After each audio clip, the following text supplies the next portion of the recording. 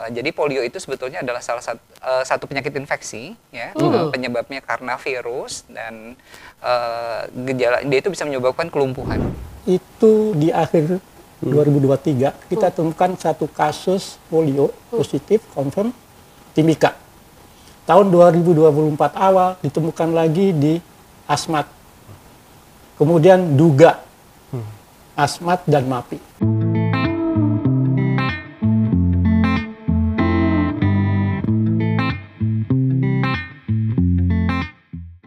Hai Sobat Podcast RRI Jayapura. Selamat berjumpa kembali bareng saya Weli. Dan saya Agus Setiawan. Kita akan ngobrol-ngobrol kali ini Bang Agus mengenai kesehatan ya. Bicara kesehatan tentunya menjadi bagian yang penting dalam kehidupan kita sehari-hari ini, Mbak Weli. Benar sekali. Banyak penyakit yang tentunya kita harus waspadai. Ya, salah satunya adalah penyakit-penyakit yang biasanya menyakitkan hati kita. Wah, asik ya. Tapi kali ini kita tidak berbicara tentang sakit hati, bukan. Kita berbicara apa ini? Kita akan berbicara tentang sesuatu penyakit, tapi itu bermula dari masa kecil. Bermula dari masa kecil. Berarti pertumbuhan ya. Artinya bisa saya tebakin ya, artinya ini kalau nggak salah dia penyakit polip. Atau? Ya. Bukan. Bukan polip juga. Apa polip itu hidung. Oh. Hidung yang sakit dong. Apa ini? Ada dong. Ini tentang polio. Polio. Nah. Dan memang beberapa waktu yang lalu ya Pak Weli, ini di Indonesia dihebohkan dengan adanya banyak kasus polio yang menimpa anak-anak. Bahkan sebagian besar ini kasus polio dengar-dengarnya katanya ini di Papua paling banyak. Nah, iya. Polio masihkah menjadi ancaman di Papua? Dan Bung Agus sudah hadir bersama di studio podcast RRI Jayapura. Ada Dr. Husni Mustakin ya, dan juga ada Bapak Yuri. Nah, silakan Pak, perkenalkan nama dulu. Oke, siapa dulu nih? Nah, silakan. Silakan yang mana yang enaknya ini. Oke, halo Sobat Podcast RRI Jayapura, perkenalkan nama saya Dr. Husni. Apalagi nih Kak? Udah? Dari mana gitu? Oh, iya. Kerja di mana? Saya Aktivitas sehari-hari di mana gitu ya? Iya, saya sehari-hari bertugas di UNICEF Papua. Jadi saya adalah health officer ya untuk program kesehatan khususnya imunisasi. Oke. Nah, di sini juga ada Ahmad Yuri nih. Silakan nih. Oke, saya Yuri, saya mantan ya. Saya pensiunan Dinas Kesehatan Provinsi Papua yang cukup lama di bidang imunisasi. Sehari-hari saya sekarang masuk di satu tim independen yang mendukung untuk program imunisasi yang kita namakan dengan tim imunisasi Papua Juara. Juara itu singkatan dari berjuang untuk anak Papua sejahtera. Wow, luar biasa ya Bung Agus. Ibu Mbak Weli ya, Bung Agus. Jadi kita memang di awalnya di imunisasi, mungkin kita kedepannya mungkin bisa, karena kesejahteraan itu bukan hanya imunisasi ya. Nah, kita harapkan juga akan bisa berkembang tentang gizi dan sebagainya. Kita di tim ini banyak dari teman-teman kita yang masih konsen terhadap untuk kesehatan anak-anak. Anak Papua ya. Iya, Bung Agus dan juga ada Dr. Husni dan juga Pak Yuri. Kalau kita berbicara tentang polio ini, wow, luar biasa. Apalagi tadi dengar Pak Yuri ya, punya pengalaman yang begitu banyak sekali. Kalau dibilang mantan, apalagi bekerja sudah sampai saat ini, tentang polio pasti punya pengalaman yang banyak ya, Bung Agus. Ya. Dan kita tahu di Papua ini masih ya menjadi ancaman, polio masih menjadi ancaman di tanah Papua. Nah, kalau saya lihat dari Pak Dr. Husni ya, mengenai tentang ada di UNICEF berarti ya. UNICEF berarti ini kan berbicara tentang kesehatan ya, kesehatan dunia. Ya, sebetulnya nggak cuma kesehatan ya, karena UNICEF itu adalah kita di bawahnya Perserikatan Bangsa-Bangsa ya. Dan kita itu membidangi untuk urusan anak. Urusan anak. Jadi mau bicara tentang kesehatan anak, pendidikan anak, perlindungan anak, itu jadi urusannya UNICEF lah, boleh dibilang seperti itu.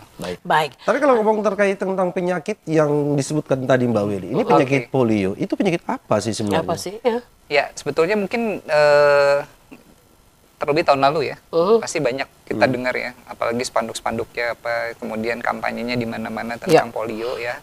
Jadi polio itu sebetulnya adalah salah satu penyakit infeksi, ya, penyebabnya karena virus dan gejala dia itu bisa menyebabkan kelumpuhan, gitu, ya. Jadi itu salah satu gejalanya aja, ya, sebetulnya. Dan selain kelumpuhan juga dia bisa menyebabkan kondisi-kondisi lainnya. Dan sampai sekarang yang jadi masalah virus ini mudah menyebarnya. Berarti polio ini dikategorikan berbahaya ya? Berbahaya sebetulnya karena penyakitnya sendiri itu nggak ada obatnya. Gitu. Jadi kalau udah kena, ya sudah. Dok, dampak dari anak yang kena polio itu gimana, Dok? Kalau polio ya, yang paling sering disebut itu kan kalau polio itu menyebabkan kelumpuhan. Jadi biasanya intinya dia ada atrofi dari otot. Jadi karena yang diserang oleh polio itu sebetulnya saraf. Nah, jadi kan kalau kita ibaratkan nih tubuh kita, misalnya kita anggap tubuh kita ini sebuah mesin ya. Mau jadi mesin apa nih? Mesin ATM enggak ya? Mesin ATM bisa kalau mau jadi mesin ATM. Boleh deh kita sebut mesin ATM. Nah, apa yang dibutuhkan oleh mesin untuk menggerakkan kan? Nah, dia pasti dihubungkan oleh kabel-kabel seperti itu ya. Jadi nanti satu komponen dengan komponen lainnya itu bisa bergerak. Nah, fungsi kabel ini apa? Dia kan mengalirkan daya ya, bisa dari listrik. Nah, jadi ada arus listrik lewat kabel-kabel ini, kemudian nanti mesin jadi bergerak. Nah, bayangkan kalau misalnya ini kita colokin nih mesinnya, listriknya ada, tapi kabelnya putus. Nah, gimana? Bisa nggak mesinnya bekerja? Ya nggak bisa. Nggak bisa. Nah, jadi polio itu juga sama. Kondisinya seperti itu ya. Jadi dia menyerang tubuh, kemudian nanti yang diserang itu adalah saraf. Nah, saraf-sarafnya itu diantaranya saraf yang bikin otot-otot tubuh kita ini bisa bergerak ya. Nah, tubuh kita ini otot ini kan semua ya. Kita berbicara aja ini kan gerakan lidah, mulut, semua. Tangan, kaki, semua motorik itu kan motorik itu kan pasti ada ototnya. Nah, jadi selama ini mungkin orang identiknya kalau polio itu misalnya kalau terserang nanti kakinya lumpuh. Ya, karena yang dibayangkan otot kaki. Tapi sebetulnya semua bagian tubuh pun yang ada ototnya itu bisa lumpuh karena polio tadi. Jadi tergantung saraf mana yang dia serang. Otak bisa nggak lumpuh ya? Kalau kelumpuhan otak tuh beda ya, mungkin bukan karena polio. Bukan karena polio tetapi misalnya kan kayak pernafasan, paru-paru. Paru-paru kita kan kembang kempis itu kan ada kerja dari otot-otot pernafasan juga. Itu kalau terserang juga bisa lumpuh otot pernafasannya. Sekarang masalahnya kalau otot tangan kaki terserang kita masih bisa bernafas. Tapi kalau bagaimana kalau yang diserang otot pernafasan? Nggak bisa bernafas, kejadiannya apa? Meninggal gitu. Kalau malnutrisi sama nggak sama polio? Malnutrisi maksudnya jadi lemes gitu ya, kakinya beda ya. Jadi kalau anak malnutrisi ya penyebabnya kan karena memang faktor dari nutrisi yang asupannya ya, asupan nutrisi yang masuk nggak seimbang. Tapi kalau polio itu tuh karena virus. Jadi kalau nggak ada virusnya, walaupun anak itu ada malnutrisi atau kurang gizi, ya dia nggak disebut sebagai polio seperti itu. Jadi terus bagaimana dok kalau cara penyebaran polio ini sebenarnya? Kalau polio itu dia menyebarnya, jadi biasanya itu nama jalurnya itu istilah medisnya itu fekal oral ya. Fekal oral. Jadi fekal oral itu jadi begini, kalau misalnya ya ada anak nih yang di dalam tubuhnya itu ada virus polio, kemudian dia buang air besar ya. Nah, nanti virus yang ada di dalam di dalam tubuhnya itu bisa keluar bersama tinja atau kotorannya tadi, seperti itu. Karena di dalam kotoran virus polio ini bisa hidup cukup lama sebetulnya, gitu ya. Nah, nanti dia keluar, mungkin ya ini berkaitan dengan perilaku juga gitu. Keluar kemudian karena buang air besarnya sembarangan atau apa, akhirnya kotoran yang ada di virus yang ada di kotoran atau di tinja itu kan nanti akan menyebar ya bersama kotorannya, misalnya ya, misalnya di tanah atau apa seperti itu. Nah, kemudian nanti kalau misalnya nih ada anak kita nih ya yang kecil-kecil main tuh di sekitar lokasi yang sudah ada kotoran yang menyebar tadi, misalnya ya, kan lingkungan yang tercemar lah seperti itu. Dia main ya, kemudian dia misalnya main di tanah, dia gali-gali, habis itu dia makan, nggak cuci tangan, nah si virus itu masuk lagi ke dalam tubuh si anak tersebut. Nah, masuknya kemana ya? Jadi dia masuknya lewat 2 jalur ya. Yang pertama nanti dari kelenjar getah bening, terus nanti dia masuk ke peredaran darah, nanti dia bisa menembus sampai ke otak ya, jadinya kena yang saraf-saraf di sananya, atau yang kedua dia bisa masuk ke dalam usus. Jadi dia rumahnya nanti dia tinggal di ususnya kita. Nah, yang tinggal di dalam usus tadi ya, si virus polionya ini suatu saat dia bisa juga masuk ke dalam darah, menginfeksi juga ya ke saraf-saraf kita. Dan yang sebagian lagi mungkin nanti dia akan keluar bersama tinja. Jadi nanti keluar lagi, nularin lagi ke anak lain, keluar lagi, nularin lagi ke anak lain. Jadi begitu. Ya, Dok, dan juga Pak Yuri, kalau melihat dari geografis Papua ini pasti kan paling banyak itu anak-anak ya yang diserang ya, bukan orang dewasa tapi anak-anak ya, karena rentan sekali ya. Kalau dari pengalaman Pak Yuri sendiri dengan geografis Papua ini, polio gampang menyebar deteksi. Baik, Mbak Widi ya, Pak Agus. Kalau kita melihat sejarahnya polio, itu sangat cepat sekali penyebarannya. Di contoh terakhir saja, kasus yang terakhir kita temukan di Aceh ya, tahun 2022. Tahun 2023 itu di akhir 2023 kita temukan satu kasus polio positif confirm Timika. Tahun 2024 awal ditemukan lagi di Asmat. Kemudian Duga, Asmat dan Mapi. Itu ada 6 kasus yang kita temukan di 2024 awal dan di akhir 2023. Nah, kalau kita lihat lagi penyebarannya di Papua, sebenarnya kita masih punya keuntungan ya. Kita ada yang namanya barier alam ya. Jadi itu. Tapi ternyata kalau kita lihat pengalaman itu, kita sudah nggak ada batas. Karena begitu mudahnya orang dari Aceh datang ke sini, atau kita ada ke Aceh ke sini.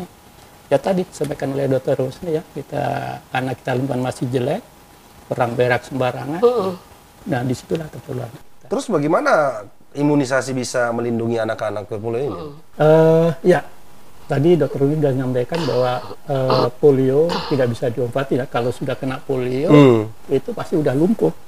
Jadi kita punya 6 anak lumpuh mungkin sekarang ini di 4 kabupaten itu. Iya. Sudah ada kasus itu? Kalau yang sudah positif itu jelas dia akan lumpuh. Gitu. Nah, bagaimana tadi penjelasannya Pak? Imunisasi. Bisa melindungi anak-anak yang polio ini. Satu-satunya jalan adalah dengan imunisasi. Kita punya pengalaman cukup banyak ya. Saya pengalaman dari PIN pertama tahun 1995. Itu 3 tahun kita laksanakan 95, 96, 97. Mungkin kita balik lagi secara dunia ya. Itu tahun berapa ya paling kita pertama ditemukan sehingga dilakukan PIN seluruh dunia itu adalah atau seluruh Indonesia adalah ketika ada penghargaan untuk Pulitzer ya. Penjepret terbaik karena di situ kalau kita gambarkan bisa nanti di googling ya. Ada satu anak yang karena polio dan malnutrisi tidak bisa bergerak. Dia foto sama Kevin Carter namanya.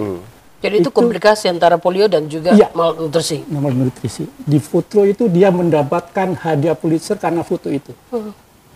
Dan akhirnya apa? Karena dia biarkan anak itu tidak ditolong, akhirnya anak itu mati. Dan akhirnya wartawan itu karena menyesalnya dia bunuh diri di tahun 95 kalau nggak salah.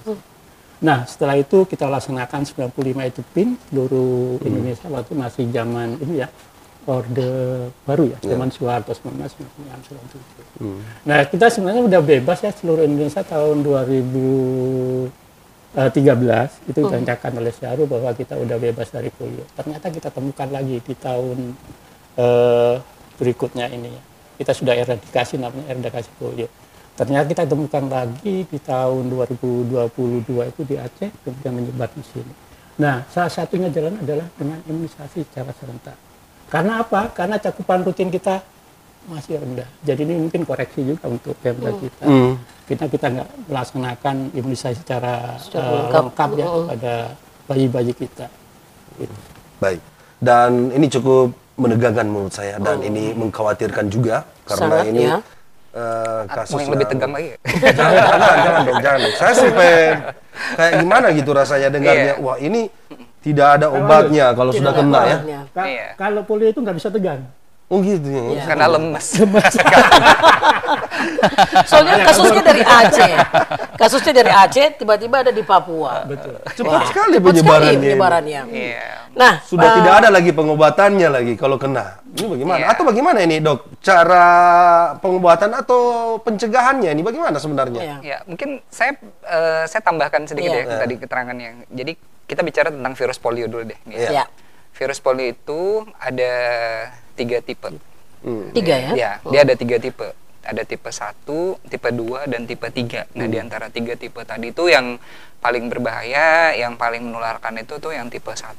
Wow. Nah, seperti itu.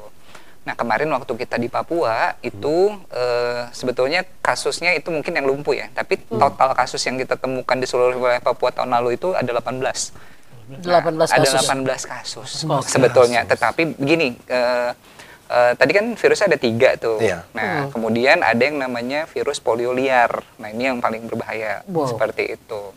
Tahun 2014 itu Indonesia sudah dinyatakan bebas dari polio yang liar.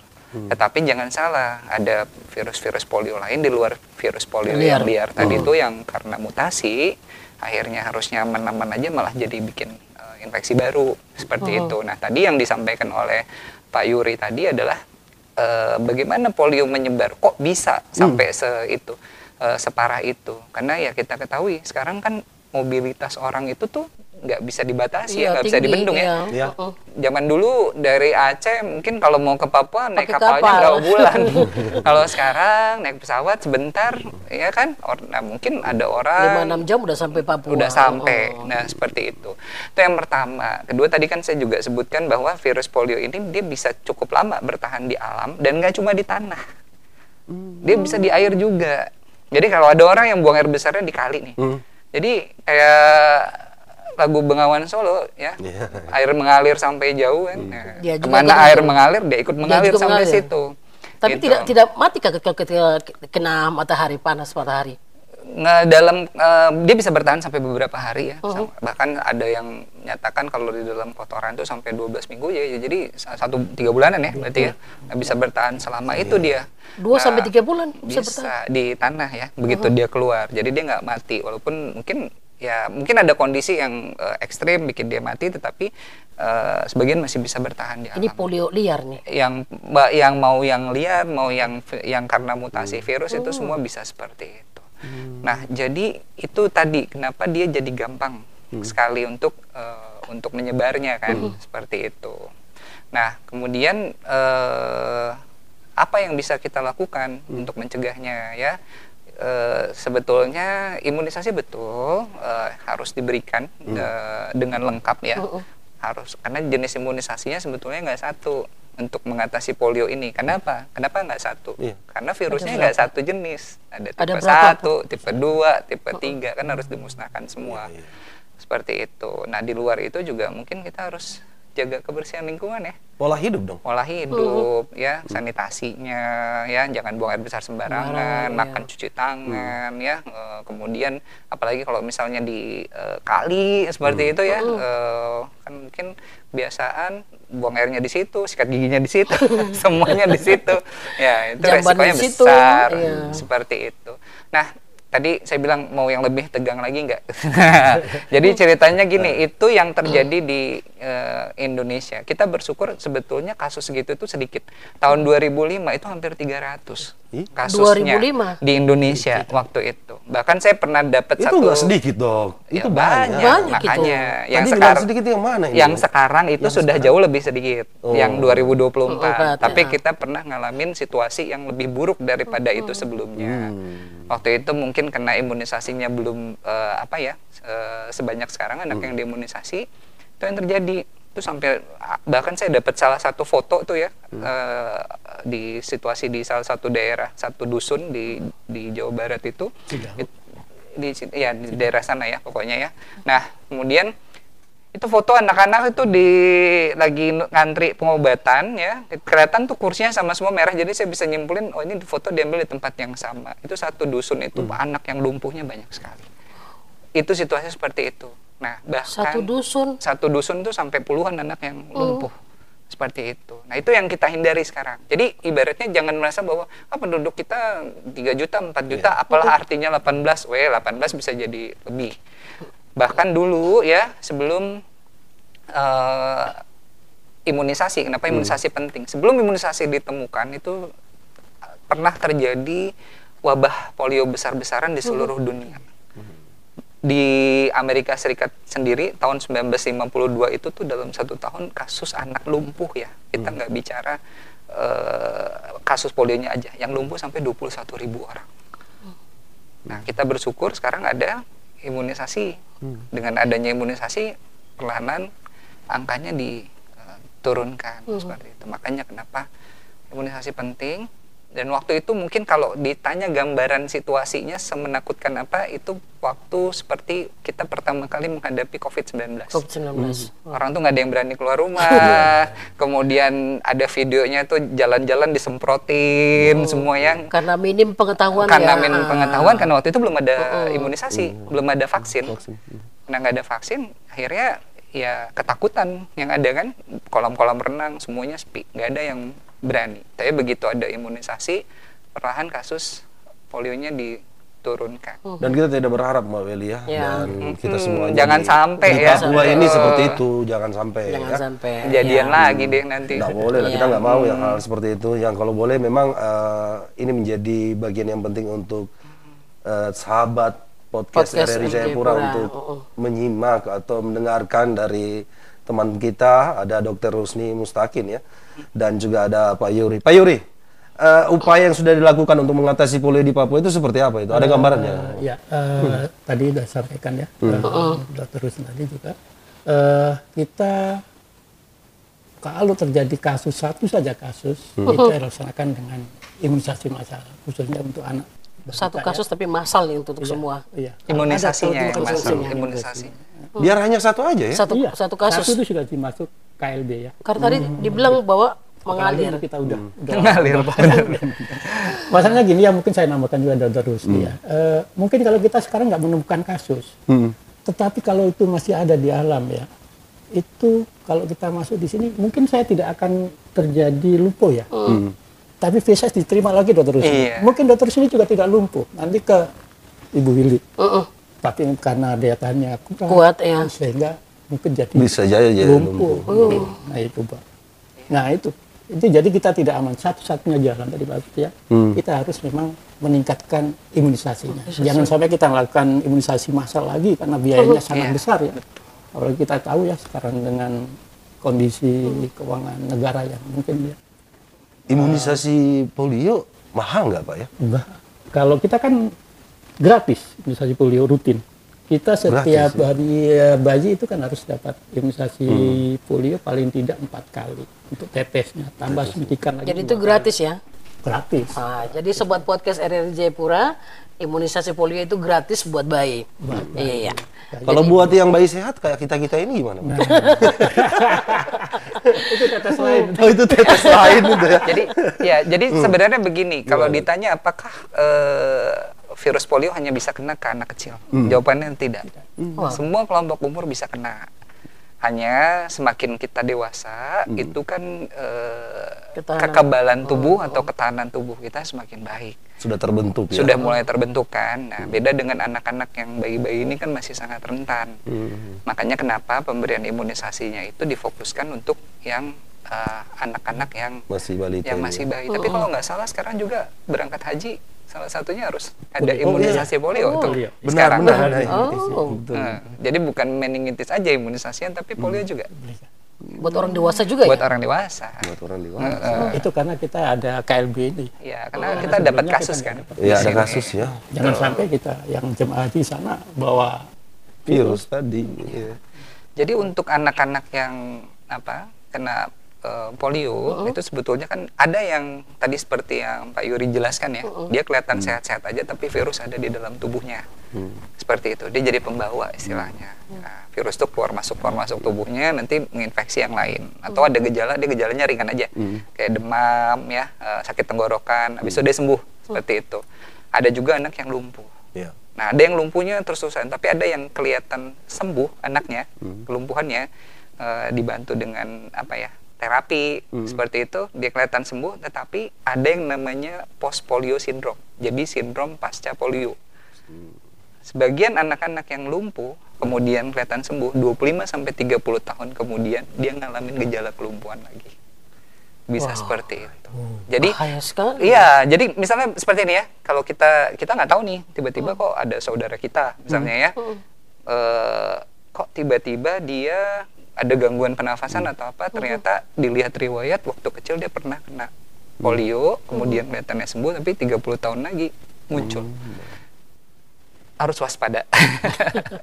Betul ya? Gitu. Mbak Weli, saya beberapa bulan yang lalu juga pernah mendengar cerita terkait tadi nih. Bahkan orang tua itu mengatakan bahwa anak ini tadinya aman-aman aja. Nah, Lahir aman. aman, tapi tiba-tiba kakinya itu Bertumbuh sudah mulai. ya bertumbuh di bagian kakinya itu lumpuh layu. Mereka mengatakan lumpuh layu. Tapi ya itu karena ketidaktahuan nih, saya juga baru tahu kalau ini ternyata ini bisa ada hubungannya dengan tadi polio Apakah tadi. mulai dengan polio itu hampir sama? Gejalanya polio itu salah satunya lumpuh layu. Ya Nah, kan itu lumpuh layu itu maksudnya kan dia nggak bisa digerakkan, terus kalau ibaratnya kalau anak itu kita angkat kakinya kayak layu seperti Iya. itu.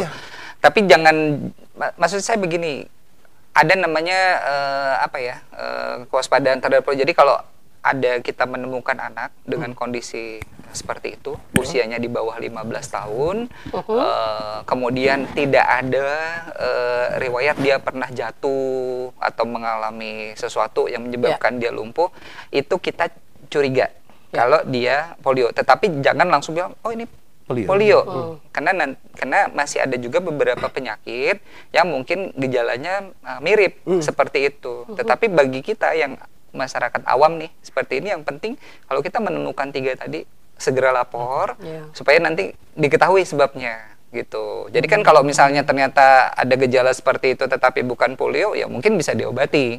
Tapi kalau misalnya dia polio, ya kita harus waspada nih. Oh, ada polio di sekitar kita.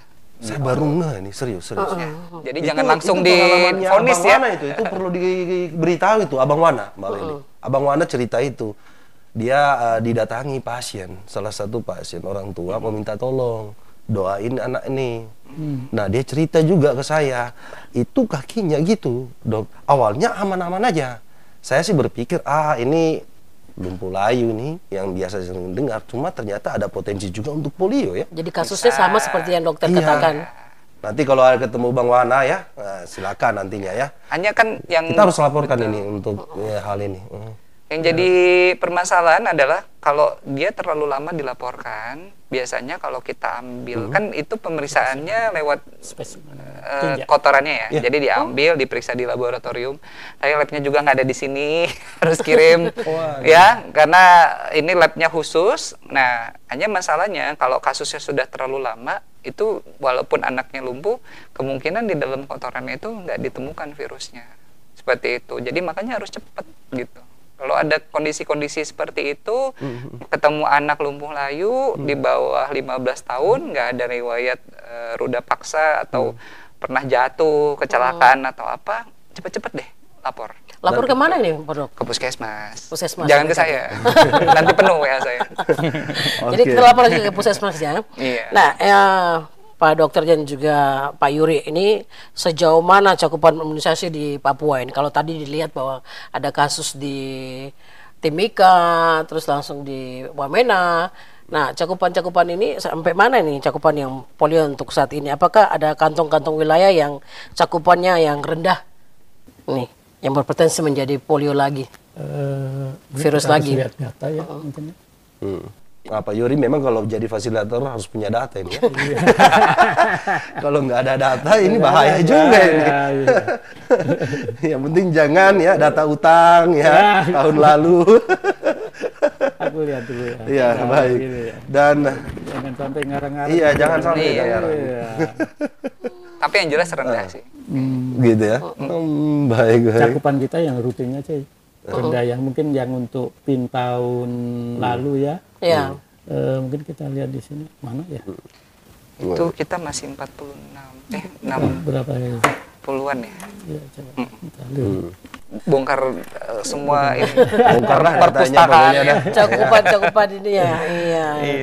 Tapi Pak Dokter, sambil kita menantikan Iya. data dari Pak Yuri ini, Pak Dokter bisa jelas ini ya terkait tentang imunisasi ini kan, imunisasi polio, caranya itu seperti apa ya itu biasanya untuk dalam pemberiannya itu Pak Dokter? Jadi untuk imunisasi polio sendiri yang saat ini ada di Papua itu ada dua. Yang pertama itu diberikan dengan cara ditetes, kemudian yang satunya lagi itu diberikan dengan cara disuntik, seperti itu. Nah, kenapa ada dua jenis imunisasi? Karena tadi ada 3 jenis virus tersebut ya. Dan kalau kita bicara imunisasi polio yang ditetes itu kan dia bekerjanya di usus utamanya. Ya, walaupun ada juga yang bekerja di saluran pembuluh darahnya kita. Nah, kalau yang imunisasi yang suntik, dia utamanya bekerja di pembuluh darahnya. Jadi ibaratnya begini, rumahnya itu di usus si virusnya. Tapi Rumahnya di usus, ya, dia tinggalnya di usus, makanya dia nanti keluar.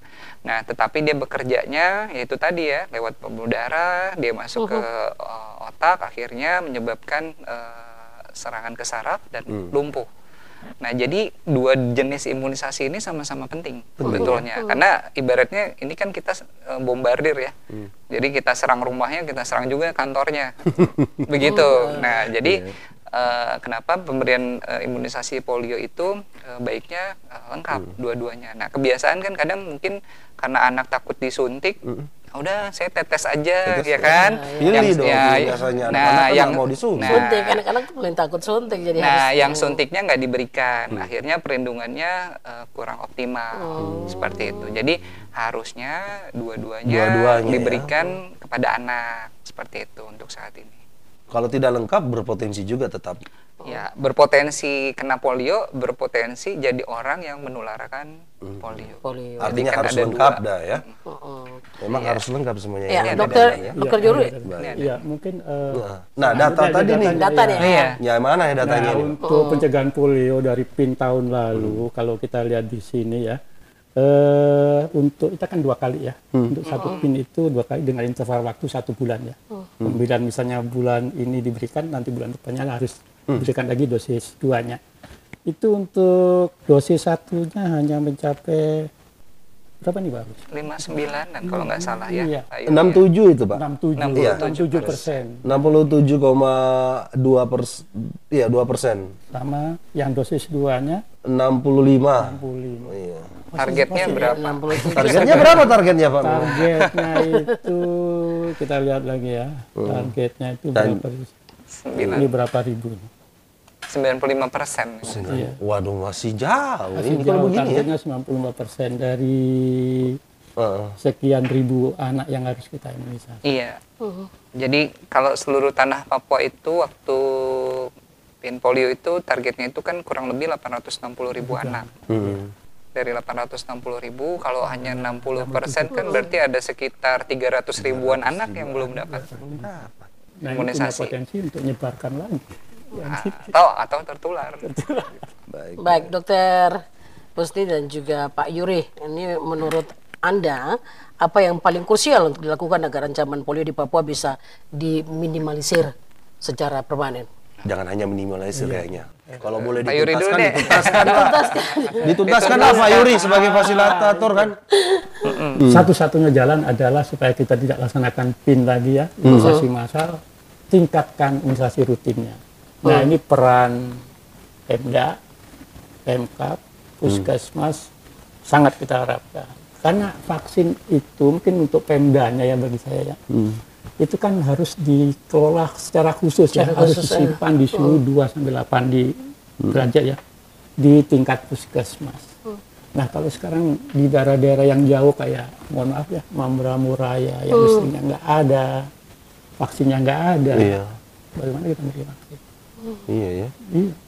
Nah ini tugas mungkin untuk pemerintah kabupaten bisa menyediakan sarana cold chain-nya ya untuk menyimpan vaksin ini tingkat Puskesmas sehingga vaksin selalu tersedia dan petugas juga mau melaksanakan.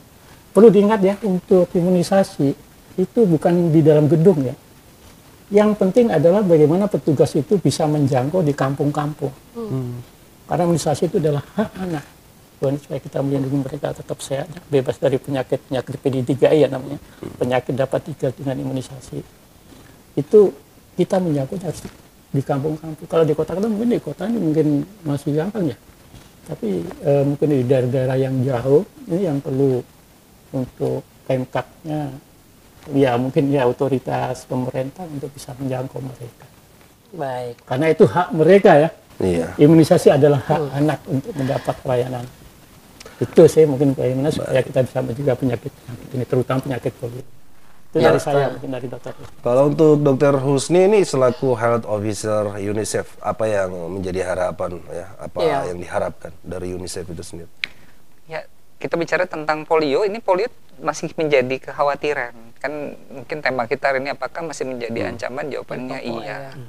Karena saya juga sempat baca ya beberapa hari yang lalu itu ada satu laporan di Papua Nugini juga ketemu lagi tuh kasusnya. Nah, jadi bayangkan kita kan sama Papua Nugini sebelah-sebelahan ya. Iya. Jadi apa yang ada di sana bisa menyebar ke sini, apa yang ada di sini juga bisa menyebar ke sana. Seperti itu. Jadi nggak ada jalan lain, mungkin ya memang harus imunisasi ya. Yang pertama itu harus ditingkatkan. Dan ya tadi ya kita punya kendala yang cukup besar tentang imunisasi tadi. Masih ada kelompok-kelompok masyarakat yang menolak imunisasi karena isunya imunisasi itu bikin apa ya, berbahaya, bikin mandul mungkin ya, atau ada yang bilang bikin autis, bikin macam-macam. Itu nggak benar semuanya, itu nggak benar ya, karena imunisasi yang diberikan ke kita itu kan sebetulnya bukan imunisasi yang tiba-tiba dipakai di Papua, enggak. Itu udah dipakai di seluruh dunia, udah miliaran dosis diberikan, baru digunakan di Indonesia, baru digunakan di Papua. Kalau misalnya logikanya itu berbahaya, mungkin yang ada saat ini cuma anak-anak di Papua aja, anak di wilayah lain udah nggak ada semua. Kenyataannya kan masih ada ya, seperti itu. Jadi imunisasi ini aman. Nah, tentu kita sangat berharap ya agar masyarakat lebih lebih aktif ya untuk mendapatkan imunisasi ini. Memang betul tadi apa yang disampaikan oleh Pak Yuri ya, bahwa yang paling efektif mungkin kalau cakupan imunisasi rendah di puskesmas, petugas turun sweeping, kita cari anak-anak yang belum. Tetapi kan nggak bisa selamanya seperti itu gitu. Jadi ya yang harus kita dorong juga kita semua adalah sadarkan masyarakat bahwa polio ini masih menjadi ancaman di wilayah kita. Kemudian imunisasi itu penting untuk mencegah polio. Imunisasinya sudah disediakan gratis pula ya di puskesmas, di posyandu. Ya kita yang harus datang ke sana. Karena saya bicara begini, kita sempat beberapa waktu lalu itu ada isu, ini bukan imunisasi polio ya, kita bicara imunisasi yang lain, itu vaksin sempat kosong di Indonesia. Ada berapa bulan vaksin kosong, itu masyarakat menjerit karena takut anaknya sakit atau apa, nggak dapat imunisasi. Kenapa bisa seperti itu? Karena yang namanya vaksin ini seluruh dunia yang memproduksi itu nggak banyak. nggak semua negara bisa produksi, tetapi yang membutuhkan seluruh dunia. Nah, kita bersyukur tuh Bio Farma ya, yang perusahaan negaranya kita tuh bahkan bisa memproduksi sendiri kan vaksin yang polio. Hanya masalahnya udah ada, kita nggak mau pakai. Nah, sayang kan? Sudah ada tapi tidak mau pakai. Nggak mau pakai. Sementara gratis lagi. Sementara orang lain sampai rebutan untuk dapat. Seluruh dunia membutuhkan ya. Iya, jadi itu yang harus kita mungkin renungkan ya, dan kita dorong. Ayo dong masyarakat. Baik. Dokter Husni dan juga Pak Yuri, yang terakhir mau pesan kepada sobat podcast apa ini tentang polio? Silakan Pak Yuri selaku fasilitator Provinsi Papua ini.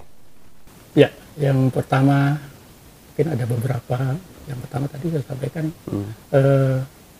untuk ya petugas kesehatan, terutama adik-adik saya yang di puskesmas, petugas imunisasi, terus berjuang terus untuk selamatkan anak-anak Papua dari penyakit-penyakit yang dapat dicegah dengan imunisasi.